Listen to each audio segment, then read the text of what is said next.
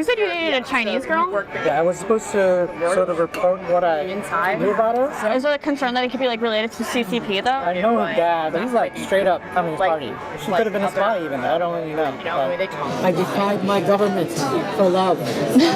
I would do anything for love, but I won't do that. That was a current Foreign Service officer at the U.S. State Department casually dropping a poetic and potentially traitorous line, quote, I defied my government for love. My name is Hooju Choi. I'm a consular officer here at the U.S. Embassy in Seoul, Korea. My primary role as a diplomat is to engage, with people in other countries and kind of just be myself and show who Americans are and show what America's all about. That was Mr. Choi speaking on behalf of the U.S. Embassy in Seoul in 2019. Mr. Choi revealed how far he's gone being himself while engaging people in other countries when he admitted to one of our undercover journalists that he dated a Chinese woman last year he suspects was an agent. Now, Daniel Choi has worked at the State Department for almost 20 years and is currently in charge of vetting all student visas from China, a program that recent arrests show have become less about education and rather perhaps a pipeline for infiltration and espionage. This pipeline is actively pumping agents of the Communist Party into the heart of American industry and innovation. And according to experts like Gordon Chang, the vetting process is already difficult, leaving critical loopholes that are being exploited. Well, right now it is very difficult to vet a Chinese national. And in the past, we've had many Chinese nationals, when they apply for a visa, not disclose, for instance, their role in the People's Liberation Army or their Communist Party membership. There's so many things that we can't verify. And especially as the regime goes to even greater lengths to weaponize Chinese traveling abroad, we have got to be extremely careful. There is a distinct balance, however, between national security and isolationism. According to Stephen Orlins, the president of the National Committee on U.S.-China Relations, America's golden age of AI growth in Silicon Valley has directly been fueled by the over 80,000 Chinese students who are approved yearly to study in the United States. Mr. Orlins says revoking these visas will cut off the pipeline and create long-term damage. Chinese investment in the U.S. is a good thing. It creates jobs in the United States. It makes the American people's lives better. But there are people in the United States who believe that academic cooperation between the United States and China is not in American interest. I fundamentally disagree with that. When I went to Silicon Valley and visited all these companies, you look around and it's people who were from China. In May, Secretary of State Marco Rubio announced major changes to Chinese student visas, including an aggressive sweep to revoke visas from those with connections to the Communist Party. In July, 1,350 staff were fired by the State Department, including 263 Foreign Service officers like Mr. Choi, and 15 directly from his Office of Consular Affairs. Now, this has left Mr. Choi, a divorced diplomat, ashamed of his job, and in his own words, discouraged and demoralized, making him a perfect target for seduction by a spy.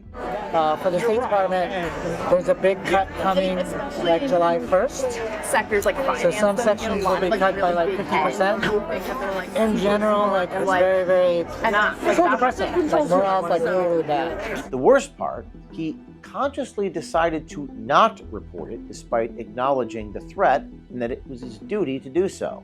His reason? He felt it would be unfair.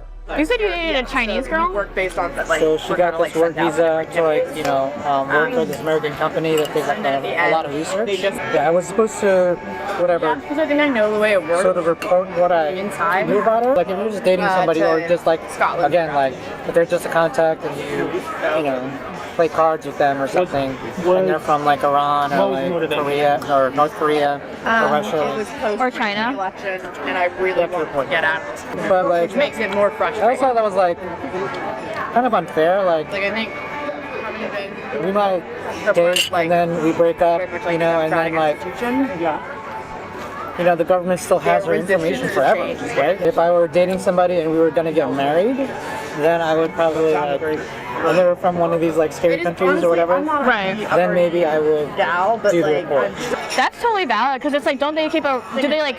They keep a record of you and stuff and. If you're like, you're at the embassy in China, Yeah. in Beijing, you're not allowed to date like locals at all. It's here that Choi surprisingly acknowledges that her father is a member of the Communist Party and that she may have been a spy herself. Were they worried? Like, is there a concern that it could be like related to CCP though? Yeah, I mean, They need to like she could.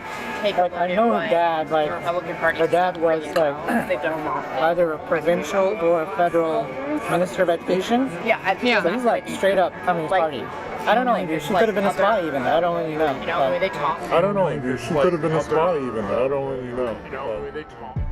A sweep of China's limited public database of government officials reveals at least one senior CCP officer with the same last name who has served in China's Ministry of Education and specifically student exchanges in the fields of science, technology, and engineering. Whether it was this Communist Party member or another Zhao that follows Mao, it doesn't change the fact that Mr. Choi was required to report these dates to the State Department, all part of his duty to defend the United States of America against all enemies, foreign and domestic. Federal regulations outlined in Security Executive Agent Directive 3 and the State Department's Manual 12 FAM clearly state that Mr. Choi was required to report, quote, within one business day, what he considered to be an attempt by a foreign government to seduce a U.S. diplomat, especially if they are related to a senior member of the CCP. Instead, Mr. Choi concealed the incident and reported it to a woman he met on a dating app, a complete stranger who also could have been a spy.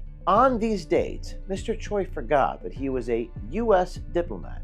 He became, in his words, a random person on the internet. So nice to talk to, which is a really breath of fresh air. I'm a random person on the internet. A random person on the internet with a top secret clearance and the golden keys for entry for every spy and student in Asia. I saw her like 5 times in like 3 weeks. I had this trip, right?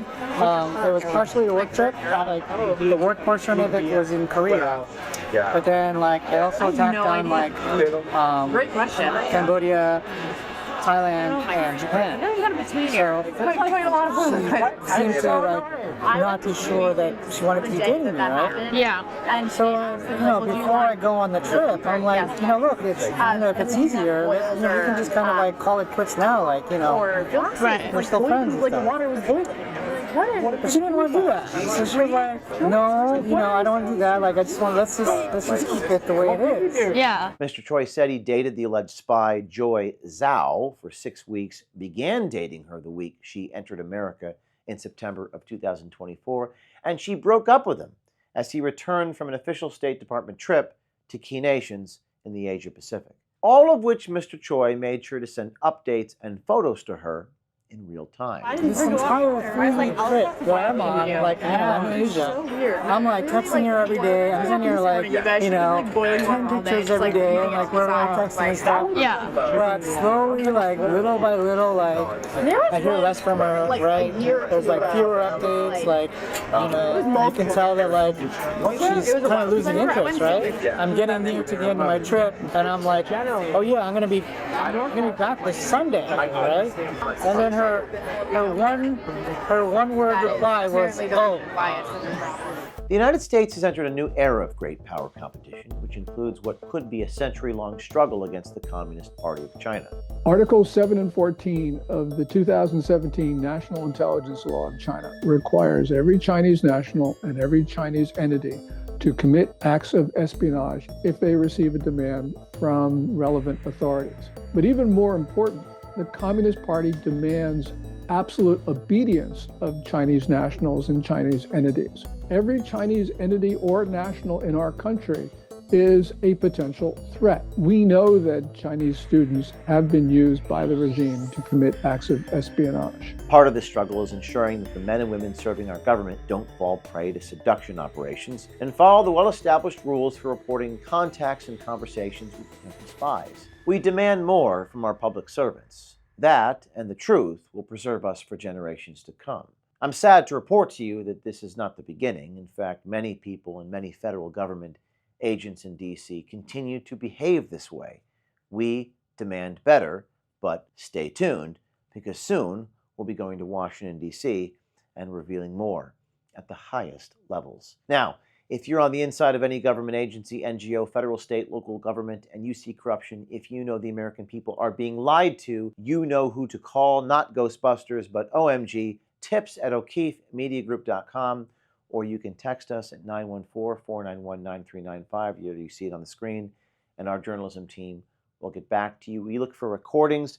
We look for documents. If you have allegations, we can't report them without verifying them, but please reach out to us.